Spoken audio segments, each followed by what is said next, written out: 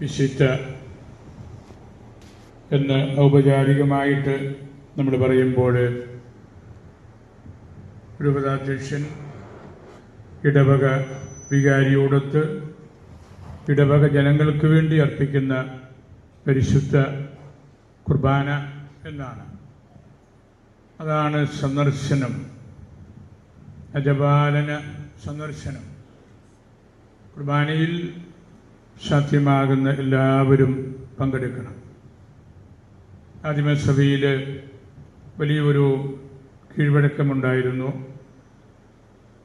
1 altar, 1 bishop, 1 Eucharist, 1 community. ഒരു അൾത്താര, ഒരു മെത്രാൻ, ഒരു കുർബാന, ഒരു സമൂഹം, പ്രാദേശിക സഭ. ഇന്ന് നമ്മൾ സഭയുടെ ആരംഭകാലം മുതലുള്ള ഒരു വലിയ സത്യത്തെ പ്രതീകാത്മകമായിട്ടും ഒപ്പം അതിൻ്റെ സാധ്യമായ യാഥാർത്ഥ്യ രൂപത്തിലും ഇവിടെ നടത്തുകയാണ്. ഇടവക മുഴുവനും പ്രാർത്ഥിക്കുന്നുണ്ട്. പ്രാർത്ഥിച്ചൊരുങ്ങിയ അന്തരീക്ഷത്തിലാണ് ഈ വിശുദ്ധിയും നടത്തുന്നത്.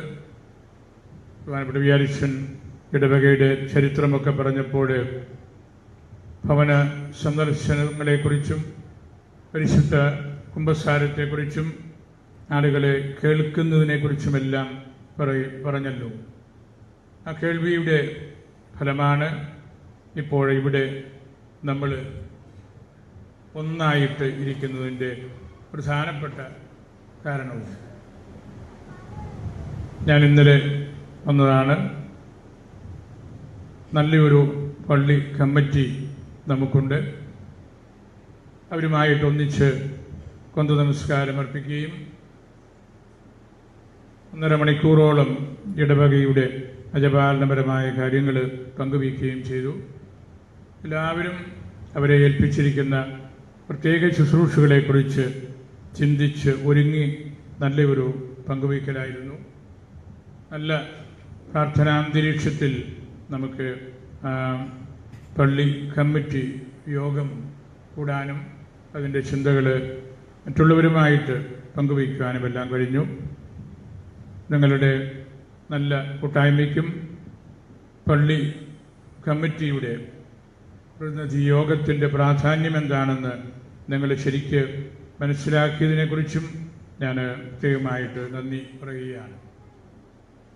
നമ്മുടെ ഫൊറോന വികാരി ബഹുമാനപ്പെട്ട ബർഗ്മാൻ സിച്ചന് രാമപുരത്തു നിന്ന് വന്ന് ഈ വിശുദ്ധിക്ക് ഒരുക്കമായിട്ട് ഇവിടുത്തെ കാര്യങ്ങളെല്ലാം പഠിക്കുകയും രൂപത കേന്ദ്രത്തിൽ വിശദമായ ഒരു റിപ്പോർട്ട് നൽകുകയും ചെയ്തു. ഞാൻ ഇന്നലെ നമ്മുടെ ചർച്ചകളുടെ അവസാന ഭാഗത്ത് അച്ഛൻ്റെ ചില നിർദ്ദേശങ്ങൾ വായിച്ച് കേൾപ്പിച്ചു. വളരെ നല്ല ഒരു മതിപ്പാണ് ബഹുമാനപ്പെട്ട വികാരിയച്ഛനെക്കുറിച്ചും ഇടവകയെക്കുറിച്ചും ഇതിൻ്റെ ഭാവിയെക്കുറിച്ചുമെല്ലാം ബർഗ്മാൻ സിച്ചന് രേഖപ്പെടുത്തിയിരിക്കുന്നത് എന്നുകൂടെ ഞാൻ ഓർമ്മിപ്പിക്കുകയാണ്. നമ്മൾ പരിശുദ്ധ കുർബാനയിൽ തിരുവചനങ്ങൾ കേട്ടു. തിരുവചനങ്ങളുടെ സമൃദ്ധിയാണ് ഞായറാഴ്ച അല്ലെങ്കിൽ തിരുനാൾ ദിനങ്ങളിലെ പരിശുദ്ധ കുർബാനയിൽ. നമ്മളുടെ സഭയുടെ ഏറ്റവും വലിയ പ്രത്യേകത ആഘോഷമായ കുർബാനയിലെ തിരുവചന വായനകളാണ്. സമ്പന്നമായ ഒരു ലിറ്റർജിയാണ് നമ്മളുടേത്. നമ്മൾ പഴയ നിയമവും പുതിയ നിയമവും ഈശോയുടെ വാക്കുകളും എല്ലാം കേട്ട് മനസ്സിലാക്കിയിട്ടാണ് പരിശുദ്ധ കുർബാനയുടെ 2ാം ഭാഗത്തേക്ക് കിടക്കുന്നത്. നല്ലൊരു കാർഷിക മേഖലയാണ് നമ്മളുടെ ഇടവക. ചക്കാമ്പുഴ 360ഓളം കുടുംബങ്ങളുണ്ട്. വലിയൊരു ഇടവകയാണ്. വളരെയേറെ ഈ ഇടവക വളർന്ന് മുമ്പോട്ട് പോയി. ഇതെല്ലാം അച്ഛനോട് പറഞ്ഞതുപോലെ മുൻ വികാരിമാരുടെ ശുശ്രൂഷകളുടെ ഫലമായിട്ടാണ് പ്രധാനമായും.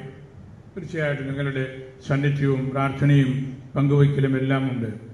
ബഹുമാനപ്പെട്ട ജെയിംസ് വൈൽഡച്ചിൻ്റെ കാലത്ത് ധാരാളം അറ്റകുറ്റപ്പണികൾ, മെയിൻ്റനൻസ് ഇവിടെ നടത്തുകയുണ്ടായി. അതെല്ലാം ഈ പള്ളിയുടെയും പള്ളിയുടെ പരിസരത്തിൻ്റെയും പള്ളിമുറിയുടെയും എല്ലാം നല്ല ഒരവസ്ഥയിലേക്ക് കൊണ്ടുവന്നു. നിരന്തരമായിട്ടുള്ള പണികൾ ഇവിടെ നടന്നു. അതിൻ്റെ ഒരു മനോഹാരിത ഇന്ന് നമ്മൾ അനുഭവിക്കുകയാണ്. എല്ലാ സൗകര്യങ്ങളും ഇവിടെയുണ്ട്. നല്ല വൃത്തിയും വെടിപ്പുമുള്ള പള്ളിയും പള്ളി പരിസരങ്ങളും പള്ളിമുറിയും പാരീഷ് ഹാളും എല്ലാം ആണ് നമുക്കുള്ളത്. അതുകൊണ്ട് ദൈവം നമ്മോട് കാണിച്ച വലിയൊരു കൃപയുടെ അടയാളമായിട്ട് ഞാനതിനെയെല്ലാം കരുതുകയാണ്. ഞാൻ ദീർഘസമയമെടുക്കുന്നില്ല. നമ്മുടെ കർമ്മങ്ങൾ, സെമിത്തേരി സന്ദർശനവും പൊതുയോഗവും എല്ലാം ഉണ്ട്. ഒന്ന് രണ്ട് ചെറിയ ചിന്തകൾ നമ്മൾ കേട്ട സുവിശേഷത്തെക്കുറിച്ച് മാത്രമൊന്ന് പറയുകയാണ്. ലൂക്കായുടെ സുവിശേഷത്തിലെ 8-ാം അധ്യായത്തിൽ നിന്നാണ് നമ്മൾ ഇന്ന് നമ്മളുടെ സഭ നമുക്ക് നിശ്ചയിച്ചു തന്നിരിക്കുന്ന തിരുവചന ഭാഗം. 2 സംഭവങ്ങൾ ഒറ്റ വായനയിൽ കൂട്ടിച്ചേർത്ത് വെച്ചിരിക്കുകയാണല്ലോ. ആദ്യത്തേത്, ജൈറൂസ് എന്ന സിനഗോഗ് അധികാരി ഈശോയുടെ അടുക്കൽ വന്ന് 12 വയസ്സ് മാത്രമുള്ള മകള് പെൺകുട്ടിയുടെ രോഗത്തെക്കുറിച്ച് പറയുകയും സൗഖ്യം യാചിക്കുകയുമാണ്. രണ്ടാമത്തേത്, 12 വർഷങ്ങളായിട്ട് രക്തസ്രാവ രോഗത്തിൽപ്പെട്ട ഒരു സ്ത്രീ അത്ഭുതകരമായിട്ട് കർത്താവിൻ്റെ പക്കൽ വരുന്നതും ഈശോയുടെ വസ്ത്രത്തിൻ്റെ വിളിമ്പിൽ തൊട്ട് സൗഖ്യം പ്രാപിക്കുന്നതുമാണ്. ആ സൗഖ്യം പ്രാപിക്കൽ നടന്നു കഴിഞ്ഞപ്പോൾ ജൈറൂസിൻ്റെ വീട്ടിൽ നിന്ന് ആളുകൾ വന്ന് പറഞ്ഞു, ഇനി കർത്താവിനെ ബുദ്ധിമുട്ടിക്കേണ്ട, കുട്ടി മരിച്ചു. പക്ഷേ ഈശോ അത് സമ്മതിച്ചില്ല. വീട്ടിലേക്ക് പോയി കൊച്ചിനെ കൈപിടിച്ച് എഴുന്നേൽപ്പിച്ച് കൊച്ചിനെ ഉയർപ്പിച്ചു എന്ന് നമ്മുടെ ഭാഷയിൽ നമുക്ക് പറയാം. അങ്ങനെ 2 സംഭവങ്ങളാണ്, 2 പ്രതീകാത്മകമായ വളരെയേറെ അർത്ഥാന്തരങ്ങളുള്ള സംഭവങ്ങളാണിത്. 2 പേരും സ്ത്രീകളാണ്. 2 പേർക്കും 12 വർഷങ്ങളുമായിട്ട് ബന്ധമുണ്ട്. 2 പേരുടെയും പേരുകൾ പറയുന്നില്ല. വളരെ മാരകമായ രോഗം ആയിരുന്നു സ്ത്രീക്ക്. ശരീരത്തിൽ നിന്ന് തുടർച്ചയായിട്ട് രക്തം പോകുന്നു. പെൺകുട്ടിക്ക് നിരവധിയായ അസുഖങ്ങൾ. അങ്ങനെ ആ കുട്ടി മരിക്കുകയാണ്. ഇത് ഒരു സമൂഹത്തിൽ എപ്പോഴും നമ്മൾ കാണുകയും മനസ്സിലാക്കുകയും അനുഭവിക്കുകയും ചെയ്യുന്ന യാഥാർത്ഥ്യങ്ങൾ തന്നെയാണ്. ഞാനിന്നലെ പ്രതിനിധി യോഗത്തിലും പറഞ്ഞു, നമ്മുടെ കുഞ്ഞുങ്ങളെ നമ്മൾ വളരെ സ്നേഹത്തോടെ വളർത്തുന്ന പാരമ്പര്യമാണ് നമുക്കുള്ളത്. കുട്ടികളെ പൊന്നുപോലെ നമ്മൾ വീട്ടിൽ സൂക്ഷിക്കുന്നു.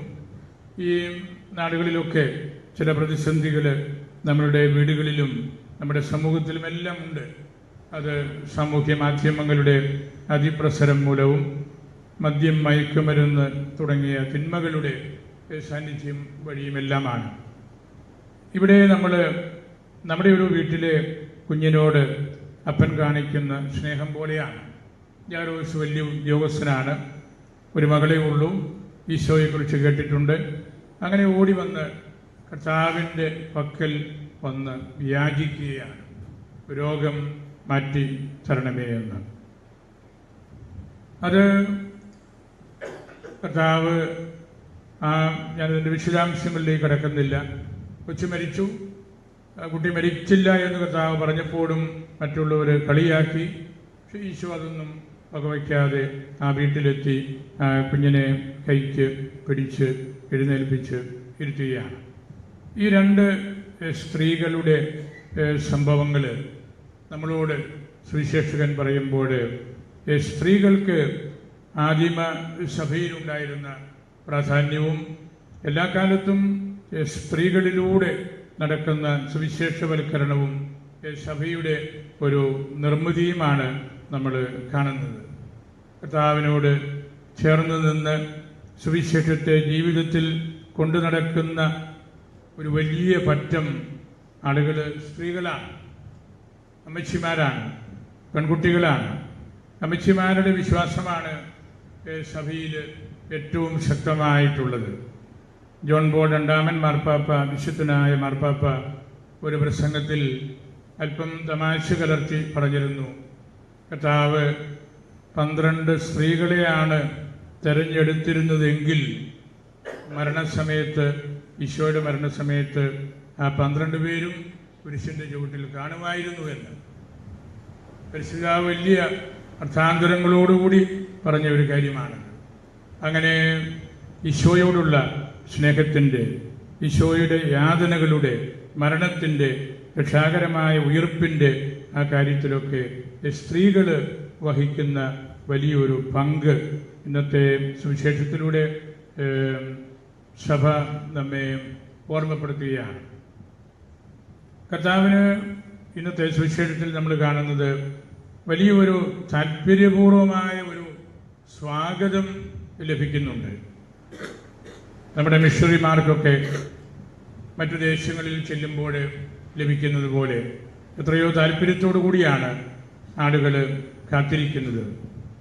നടപടി പുസ്തകം 21:17 ഞങ്ങൾ ജെറൂസലേമിൽ എത്തിയപ്പോൾ സഹോദരങ്ങൾ സന്തോഷപൂർവം ഞങ്ങളെ എതിരേറ്റു. ഒരുപാട് ക്ലേശങ്ങൾ സഹിച്ച് ഈശോയുടെ സുവിശേഷവുമായിട്ട് നടന്നപ്പോൾ ജെറുസലത്തിലെത്തിയപ്പോൾ അവിടെ ജനങ്ങൾ നോക്കി നിന്നു, സ്വീകരിച്ചു. അതാണ് ഇന്നത്തെ സുവിശേഷത്തിലും നമ്മൾ കാണുന്ന ഒരു ഭാഗം. സുവിശേഷത്തിലും നടപടി പുസ്തകത്തിലും ഉപയോഗിക്കുന്ന പ്രധാനപ്പെട്ട ഒരു വാക്കാണ് അപ്പോ ദെക്കോമായി, സ്നേഹപൂർവ്വം കാത്തുനിന്ന് സ്വീകരിക്കുക. അവിടെ ഒരു മിഷൻ പ്രവർത്തനമുണ്ട്, അവിടെ ഒരു സുവിശേഷവൽക്കരണമുണ്ട്, അവിടെ ഈശോയെ സ്വീകരിക്കലുണ്ട്, ഈശോയെക്കുറിച്ച് സംസാരിക്കലുണ്ട്. അങ്ങനെ കർത്താവിന് നല്ല ഒരു സ്വാഗതം കിട്ടിയ സദസ്സായിരുന്നു അത്. അങ്ങനെ നിന്ന അവസരത്തിലാണ് വലിയ ജനക്കൂട്ടമുണ്ട്, വലിയ തിക്കും തിരക്കുമുണ്ട്. ഈ സ്ത്രീ രോഗം മൂലം സമൂഹത്തിൻ്റെ മുഖ്യധാരയിൽ നിന്ന് മാറ്റി നിർത്തപ്പെട്ട വ്യക്തിയാണ്. 12 വർഷങ്ങളായിട്ട് ആരോഗ്യമെല്ലാം നഷ്ടപ്പെട്ടു. നിരവധി ഡോക്ടർമാരെ കണ്ടു, സമ്പാദ്യങ്ങളെല്ലാം തീർന്നു. എങ്കിലും ആ സ്ത്രീ വലിയൊരു ധൈര്യം കാണിക്കുകയാണ്. സാധാരണ ആരും അത് ചെയ്യില്ല, ചെയ്യാൻ പാടില്ല. ആ സ്ത്രീക്ക് ആ സമൂഹത്തിൽ വരാൻ അവകാശവുമില്ലായിരുന്നു. പക്ഷേ അവൾ തിക്കി തിരക്കി കർത്താവിൻ്റെ പക്കൽ വന്ന് കർത്താവിൻ്റെ വസ്ത്രത്തിൻ്റെ വിളിമ്പിൽ സ്പർശിച്ച് സൗഖ്യം പ്രാപിക്കുകയാണ്. യഹൂദന്മാർ, അവരുടെ പുരോഹിതന്മാർ ഇപ്പോഴും അവരുടെ സമൂഹത്തിലെ ശുശ്രൂഷകളിൽ നിൽക്കുന്നവർ അവരുടെ വസ്ത്രത്തിൻ്റെ വിളിമ്പുകളിൽ തൊങ്ങലുകൾ, ഞങ്ങളുടെ വൈദികർ ഉപയോഗിക്കുന്ന കാപ്പയുടെയൊക്കെ വിളിമ്പിൽ തൊങ്ങലുകളുണ്ടല്ലോ, ക്രാസ്പെദ എന്ന ഗ്രീക്ക് വാക്കാണ് ഉപയോഗിക്കുന്നത്. അതൊരു അനുഗ്രഹത്തിൻ്റെ അടയാളമായിട്ടാണ്, തിരുവസ്ത്രമായിട്ടാണ്. ആ തിരുവസ്ത്രത്തിൻ്റെ അറ്റത്തെങ്കിലും ഒന്ന് തൊട്ടാൽ സൗഖ്യം കിട്ടുമെന്നുള്ള ആ ഒരു വിശ്വാസത്തിലാണ് ആ സ്ത്രീ വരികയും അപ്രകാരം പ്രവർത്തിക്കുകയും ചെയ്തത്. അപ്പോൾ കർത്താവ് ശിഷ്യന്മാരോട് ചോദിച്ചു, ആരാണ് എന്നെ തൊട്ടത്? ശിഷ്യന്മാർക്കത് ഇഷ്ടപ്പെട്ടില്ല. അവർ പറഞ്ഞു, അങ്ങ് എന്താണ് പറയുന്നത്? ഇവിടെ വലിയ ജനക്കൂട്ടമുണ്ട്, എല്ലാവരും തിക്കി തിരക്കി അങ്ങയുടെ പക്കൽ നിൽക്കുകയാണ്. നിരവധി ആളുകൾ കയ്യിൽ ചാടി പിടിച്ചിട്ട് കാണും. വലിയ ആൾക്കൂട്ടത്തിലുണ്ടാകുന്ന സംഭവ വികാസങ്ങൾ നമുക്കൊക്കെ അറിവുള്ളതാണല്ലോ. അപ്പോൾ ഈശോ പറഞ്ഞു, അതല്ല, ആരോ എന്നെ സ്പർശിച്ചു. നിങ്ങൾ ഒരുപാട് പേര് തിക്കിത്തിരക്കി, ഒരുപാട് പേര് സംസാരിച്ചിട്ട് കാണും, ഒരുപാട് സ്വാഗത വചസ്സുകൾ പറഞ്ഞു കാണും. വലിയ സ്വീകരണങ്ങൾ നൽകുന്നവരാണ് യഹൂദന്മാരും. അവരുടെ ഇടയിലാണ് കർത്താവ് പറഞ്ഞത്, ആരോ എന്നെ തൊട്ടു, ആരോ എന്നെ സ്പർശിച്ചു, എന്നിൽ നിന്ന് ശക്തി പുറപ്പെട്ടു. വലിയൊരു ചിന്തയാണല്ലോ കർത്താവ് അതുവഴി നൽകുന്നത്. ആരോ എന്നെ സ്പർശിച്ചു. അപ്പോൾ ഈ സ്ത്രീക്ക് മറഞ്ഞിരിക്കാൻ സാഹചര്യങ്ങളൊന്നുമില്ലാത്തതുകൊണ്ട് കർത്താവിൻ്റെ പക്കൽ വന്ന് ഈ സത്യം വിളിച്ച് പറയുകയാണ്. സഭയുടെ പിതാക്കന്മാർ ആദിമസഭയിൽ അഗസ്തീനോസും പണ്ഡിതനായ സിറിലും എല്ലാം പറയുന്നത്, നമ്മളെപ്പോഴും കർത്താവിൻ്റെ കൂട്ടത്തിലുള്ള കാര്യത്തിന് വരുമ്പോഴും we are pressing too much, കൂടുതൽ സമ്മർദ്ദങ്ങൾ ഉണ്ടാക്കുകയാണ്, വലിയ തിരക്കുകൾ ഉണ്ടാക്കുകയാണ്, വലിയ കോലാഹലങ്ങൾ ഉണ്ടാക്കുകയാണ്, വലിയ ശബ്ദങ്ങൾ കേൾപ്പിക്കുകയാണ്. വളരെ അപൂർവമായിട്ട് മാത്രമേ ടച്ച് ചെയ്യാറുള്ളൂ. വിശ്വാസം കൊണ്ട്, ഹൃദയം കൊണ്ട്, നല്ല നൈർമല്യം കൊണ്ട്, വിശുദ്ധമായ ജീവിതം കൊണ്ട് നമ്മളെല്ലായിടത്തും നമ്മൾ ഓടിയെത്താറുണ്ട്, ഒച്ചവെക്കാറുണ്ട്. പക്ഷേ ഈശോയെ തൊടുന്നവർ വളരെ ചുരുക്കമാണ്, വളരെ ചുരുക്കമാണ്. ധാരാളം ആളുകൾ തിക്കും തിരക്കുമായിട്ട് വരുമ്പോഴും കർത്താവിനെ തൊടാനായിട്ടുള്ള ഭാഗ്യം കിട്ടുന്നില്ല. അവർ കണ്ടു കേട്ടു, അതുകൊണ്ട് അത് മതി, അതേ സാധ്യമാകുള്ളൂ എന്ന മട്ടിൽ പോവുകയാണ്. നമ്മളിന്ന് പരിശുദ്ധ കുർബാനയിൽ ആയിരിക്കുമ്പോൾ കർത്താവിനെ തൊടുകയാണ്. കർത്താവിനെ തൊട്ട്, കർത്താവിനെ സ്വീകരിച്ച്, കർത്താവിൻ്റെ രഹസ്യങ്ങൾ, ഭൗതികമായ ആ രഹസ്യങ്ങളിലേക്ക് ഇറങ്ങി ചെല്ലുകയാണ്.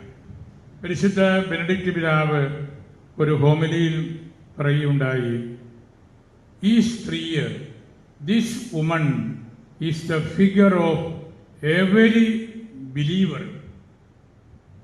ഓരോ വിശ്വാസിയുടെയും ഒരു മാതൃകയാണ്. അതിനുശേഷം പിതാവ് പറഞ്ഞു, ഓരോ വ്യക്തിയിലും ഉണ്ടാകുന്ന പാപങ്ങളിലൂടെ ഒരു സ്പിരിച്വൽ ബ്ലീഡിങ് ഉണ്ടാകുന്നുണ്ട്, ആധ്യാത്മികമായിട്ടുള്ള ഒരു രക്തസ്രാവം. അങ്ങനെ വരുമ്പോൾ, പാപം കൂടി വരുമ്പോൾ നമ്മൾ കർത്താവിൽ നിന്ന് അകലുന്നു, കൂട്ടുകാരിൽ നിന്ന് അകലുന്നു, നമുക്ക് മാനസികമായിട്ടുള്ള സംഘർഷങ്ങളുണ്ടാകുന്നു. അങ്ങനെ ഈ സ്ത്രീ നമുക്ക് നൽകുന്ന പാഠം നമ്മളിൽ സംഭവിക്കുന്ന സ്പിരിച്വൽ ബ്ലീഡിംഗ് ആണ് എന്ന് പരിശുദ്ധ പിതാവ് പറയുമ്പോൾ അത് നമ്മെയും പരിശുദ്ധ പിതാവ് തൊടുകയാണ്. നമ്മളുടെ പാപാവസ്ഥയെക്കുറിച്ച് ചിന്തിക്കാനും അത്തരം സാഹചര്യങ്ങളിൽ നിന്ന് മാറി നിൽക്കാനും എല്ലാം. ഇവിടെ ആദ്യത്തെ കുഞ്ഞിൻ്റെ കാര്യത്തിൽ മരണപ്പെട്ടു. ജനങ്ങൾ വലിയ വാവിട്ട് നിലവിളിയായിരുന്നു. കർത്താവ് ചെന്ന് കൈക്ക് പിടിച്ച് എഴുന്നേൽപ്പിച്ചു. ഈ സുവിശേഷ ഭാഗം രണ്ട് വലിയ സത്യങ്ങളാണ് നമുക്ക് നൽകുന്നത്. ഒന്ന്, മരണത്തിൽ നിന്ന് ജീവനിലേക്ക് കൊണ്ടുവരുന്നത് ഈശോയാണ്. രണ്ട്, രോഗത്തിൽ നിന്ന് സൗഖ്യത്തിലേക്ക് കൊണ്ടുവരുന്നതും ഈശോയാണ്. ഈ രണ്ട് സംഭവത്തിലൂടെ പുനരുത്ഥാനത്തെക്കുറിച്ചും പൂർണ്ണമായ സൗഖ്യത്തെക്കുറിച്ചുമാണ് കർത്താവ് പറയുന്നത്.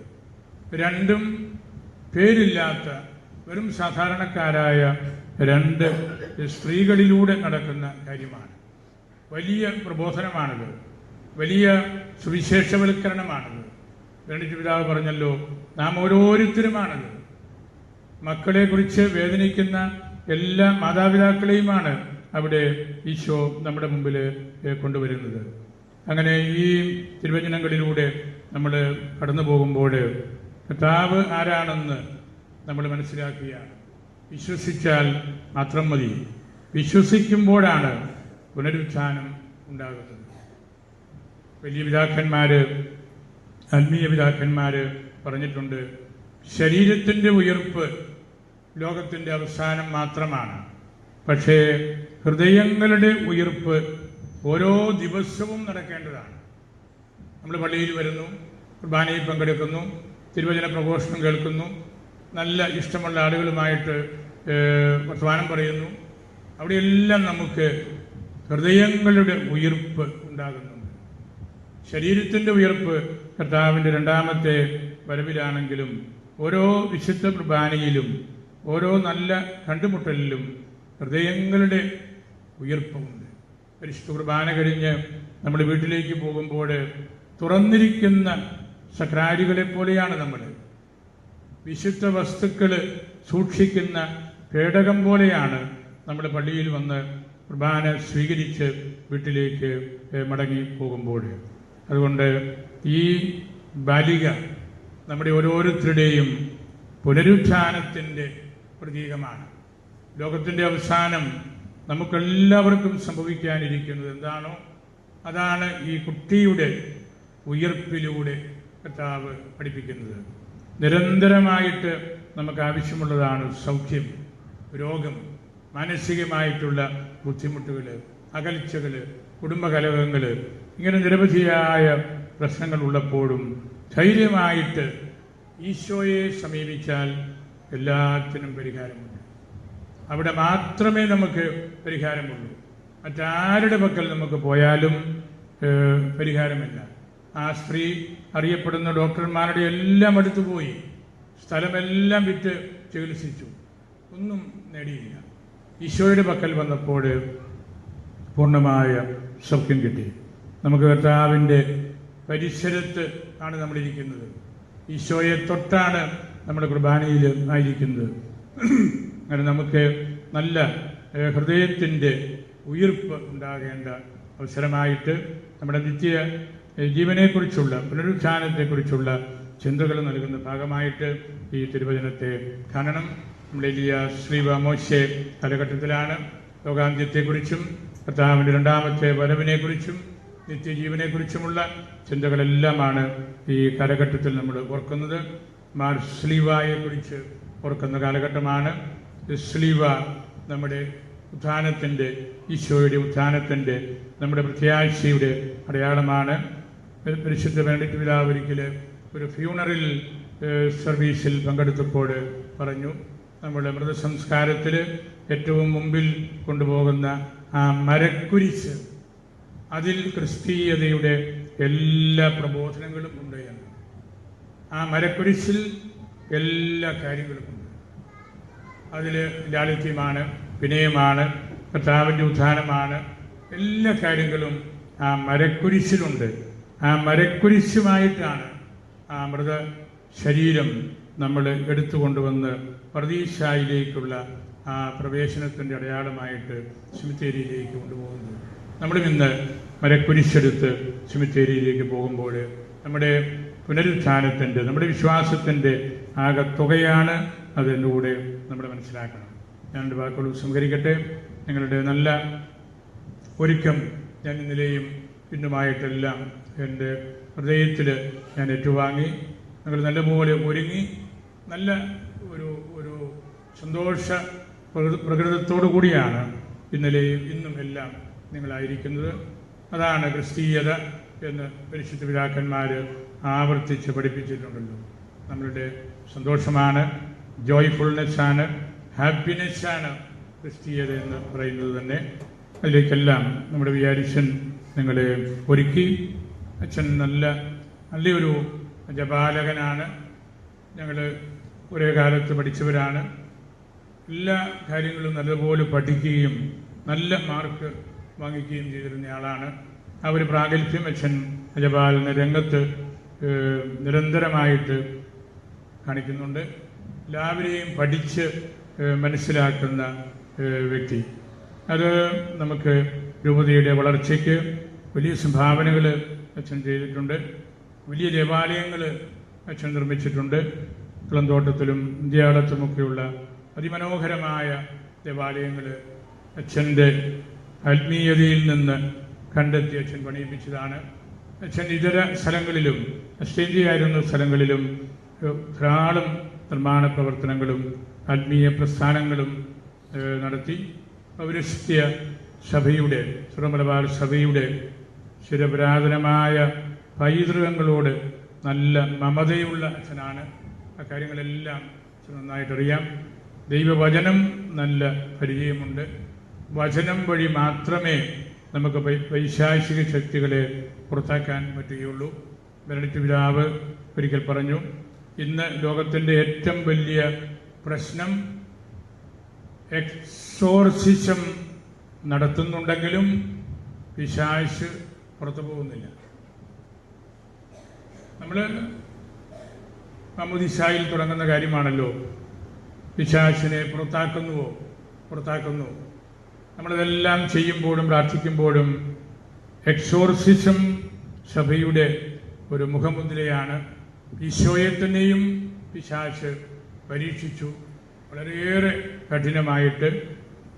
നമുക്ക് പ്രാർത്ഥനയും തിരുവചന പഠനവും നിരന്തരമായ ഉപവാസവും വഴി മാത്രമേ പൈശാചിക ശക്തികളെ പുറത്താക്കാനായിട്ട് പറ്റുകയുള്ളൂ. പിശാച് നമ്മളെ പറ്റിക്കും. കർത്താവിനെയും അങ്ങനെയാണല്ലോ പറ്റിച്ചത്. ദൈവത്തിൻ്റെ പ്രപ്പോസൽസിന് വിരുദ്ധമായിട്ട് മറ്റു നല്ല പ്രപ്പോസൽസുമായിട്ടാണ് പിശാച് മരുഭൂമിയിലേക്ക് കർത്താവിനെ കൂട്ടിക്കൊണ്ടുപോയത്. അച്ഛൻ്റെ പ്രാർത്ഥനയും അച്ഛൻ്റെ മറ്റുള്ളവരെ കേൾക്കാനുള്ള ആ ഒരു തുറന്ന മനസ്സും അച്ഛൻ്റെ വിശാലമായ ആ ഒരു സാഹോദര്യവും ജനറോസിറ്റിയും എല്ലാം ഞാൻ ഈ അവസരത്തിൽ ഓർക്കുകയാണ്. നമ്മുടെ ആധ്യാത്മിക ശുശ്രൂഷകളിൽ വലിയൊരു സ്ഥാനം ഞാൻ ഈ പറഞ്ഞ ചിന്തകൾക്ക് എല്ലാമുണ്ട്. സമഗ്രമായ അജപാലനമാണ് നമുക്ക് വേണ്ടത്. എപ്പോഴും ഫ്രാൻസിസ് പിതാവ് പറഞ്ഞല്ലോ, ഹിയറിംഗ്, ലിസണിങ് ആൻഡ് അക്കമ്പനിങ്. നമ്മൾ ആളുകളെ കേൾക്കണം. പിന്നീട് അതിൻ്റെ സെക്കൻഡ് സ്റ്റെപ്പാണ് ലിസണിങ്, ശ്രദ്ധാപൂർവം കേൾക്കണം. അതും കഴിഞ്ഞുള്ള സ്റ്റെപ്പാണ് അക്കമ്പനിങ്, കൂട്ടത്തിൽ നടക്കണം. കേൾക്കുക, ഹിയറിംഗ്, ശ്രദ്ധാപൂർവം കേൾക്കുക. ലിസണിങ്, ആ കേട്ടതും കണ്ടതുമെല്ലാം നഷ്ടപ്പെടുത്താതെ അവരുടെ കൂട്ടത്തിലായിരിക്കുക. അക്കമ്പനിങ്, ആ ഒരു ശുശ്രൂഷയുടെ മോഡലാണ് വിയാരിച്ചന്. എല്ലാ അച്ഛന്മാരും അതിനു വേണ്ടിയാണ് പരിശ്രമിക്കുന്നത്. അവരെയും ഞാൻ പ്രത്യേകമായിട്ട് ഓർക്കുന്നു. ഇവിടെ പരിശുദ്ധ കുർബാനയിൽ മറ്റച്ഛന്മാർ പങ്കെടുക്കുന്നുണ്ട്. ഇന്നലെ വിയാരിച്ചനോട് പറഞ്ഞിരുന്നു 3 അച്ഛന്മാർ ഉണ്ടായിരിക്കും. നമുക്കത് വലിയ സന്തോഷമാണ്. സമൂഹ ബലിയായിട്ട് ഈ ഇടയ സന്ദർശനത്തിൽ പരിശുദ്ധ കുർബാന അർപ്പിക്കാൻ സാധിക്കുന്നത്. അവരെയും ഞാൻ പ്രത്യേകമായിട്ട് നന്ദിയോടെ ഓർക്കുന്നു. ഡീക്കൻ കൂട്ടത്തിലുണ്ട്. പരിശുദ്ധ കുർബാനയുടെ അർപ്പണത്തിൻ്റെ പൂർത്തീകരണത്തിന് ഒരു ഡീക്കൻ്റെ സാന്നിധ്യം അത്യാവശ്യമാണെന്ന് സഭയുടെ പ്രബോധനമാണ്, പിതാക്കന്മാരുടെ പ്രബോധനമാണ്. ആ അർത്ഥത്തിലും നമുക്ക് പരിപൂർണമായ ഒരു പരിശുദ്ധ കുർബാന അർപ്പണത്തിൻ്റെ ശൈലിയിലേക്ക് എത്താനായിട്ട് നമുക്ക് സാധിച്ചു. നമുക്ക് ഈ തിരുവചനങ്ങൾ ഹൃദയത്തിൽ സൂക്ഷിക്കാം. മരിച്ചുപോയ കുഞ്ഞിനെ കൈപിടിച്ച് ജീവനിലേക്ക് ഉയർത്തിയ കർത്താവ് വളരെയേറെ വർഷങ്ങളായിട്ട് ജീവൻ മുഴുവനും ചോർന്നുപോയ ആ സ്ത്രീയെ തൻ്റെ വസ്ത്രത്തിൽ തൊടാൻ അനുവദിച്ചു. വാസ്തവത്തിൽ ആ സ്ത്രീയെ കർത്താവിൻ്റെ ഹൃദയത്തിലാണ് തൊട്ടത്. വിശ്വാസം കൊണ്ടാണ് തൊട്ടത്, ഹൃദയത്തിലാണ് തൊട്ടത്. നമ്മളും ഈ കുർബാനയിൽ നമ്മുടെ വിശ്വാസം വഴി പരിശുദ്ധ കുർബാനയെ നമ്മുടെ ഹൃദയം കൊണ്ട് തൊടാനും നമ്മുടെ നാവിൽ സ്വീകരിക്കാനും നമുക്ക് ഇടയാകട്ടെ. ധാരാളം സത്യവിരുദ്ധ പ്രബോധനങ്ങൾ പ്രചരിക്കുന്ന ഒരു കാലഘട്ടമാണ്. നമ്മൾ ശ്രദ്ധാപൂർവം ജീവിക്കണം. ഇടവക ദേവാലയത്തോട് ബന്ധപ്പെട്ട് യാരിഷ്യന്മാർ നൽകുന്ന പ്രബോധനങ്ങൾ ഹൃദയത്തിൽ ഏറ്റെടുത്ത് കുഞ്ഞുങ്ങളെ വളർത്താൻ മാതാപിതാക്കൾ പ്രത്യേകമായിട്ട് ശ്രദ്ധിക്കണം. നമ്മളുടെ ഇടവക അനുഗ്രഹീതമായൊരു